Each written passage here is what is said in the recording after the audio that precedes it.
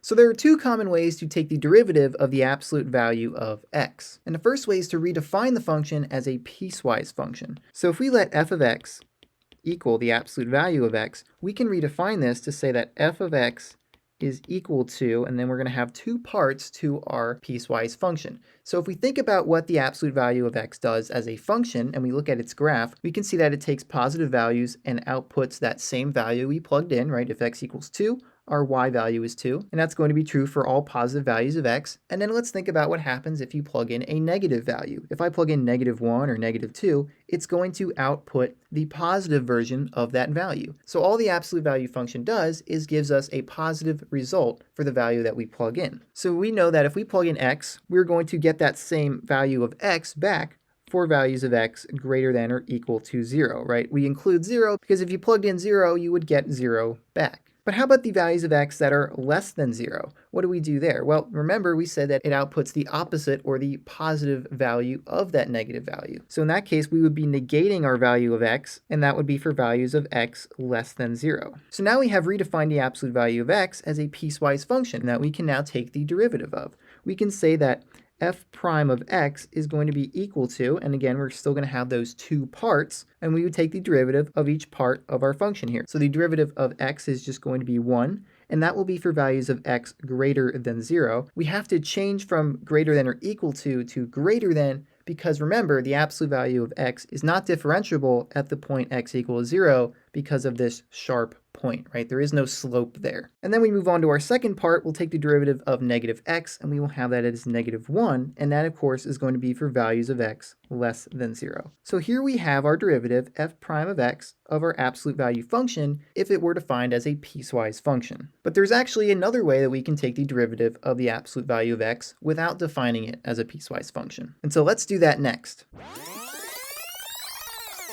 So we'll start once again by letting f of x equal the absolute value of x. And now this time we will rewrite our function by saying that f of x is equal to the square root of x squared. Now, why is that the same as the absolute value of x? Well, if you think about it, when we plug a value into the absolute value of x, we are just getting the positive value of whatever that value is back. If we plug in 2, we get back 2. If we plug in -2, we get +2, right? And so this function is going to do the same thing. Imagine we plug in -3. We will have the square root of -3 squared. If we square -3, we're going to have 9, so this will be equal to the square root of 9, and that's going to be equal to 3. So this serves the same function as the absolute value of x. We plugged in -3, and our output was +3. And so this function is a way to redefine the absolute value of x. And so then we can take the derivative of this function, and that will be the derivative of the absolute value of x. But before we do that, we'll redefine it one more time, and we'll have f of x is equal to x squared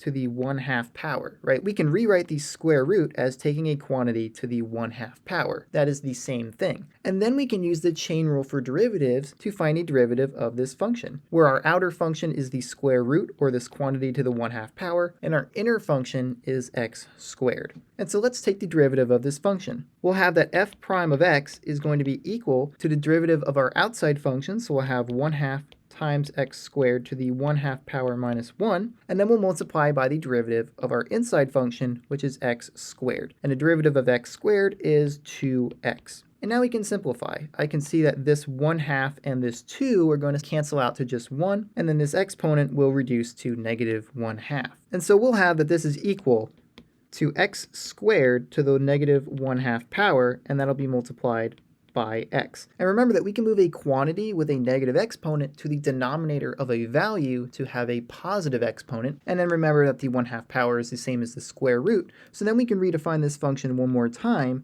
to be x divided by the square root of x squared. And remember what we said at the beginning. We said that the absolute value of x is the same as the square root of x squared, and that's what we have in our denominator here now. So now we can rewrite this to be x divided by the absolute value of x. And this would be one form of this derivative for the absolute value of x. Now, this would also be provided that x does not equal 0. Because if you remember, the absolute value function is not differentiable at the value of x equals 0 because of this sharp point where we cannot define the slope. Now we can actually change this derivative or this answer to another form that some people prefer by multiplying by a form of 1 of the absolute value of x. So I'll show you that briefly. So we'd have x divided by the absolute value of x multiplied by the absolute value of x divided by itself would be equal to x times the absolute value of x, and in the bottom we would have the absolute value of x squared, but think about it, no matter what value we square, it's going to be positive, so in the denominator we're just going to have x squared, so then an x will cancel out here, and we'll just be left with 1 on the bottom, and so then we'll have this really nice result that this is going to be equal to the absolute value of x divided by x. And so that would be another way to write this derivative. And again, this is also provided that x does not equal 0, because the absolute value of x is not differentiable at the value of x equals 0.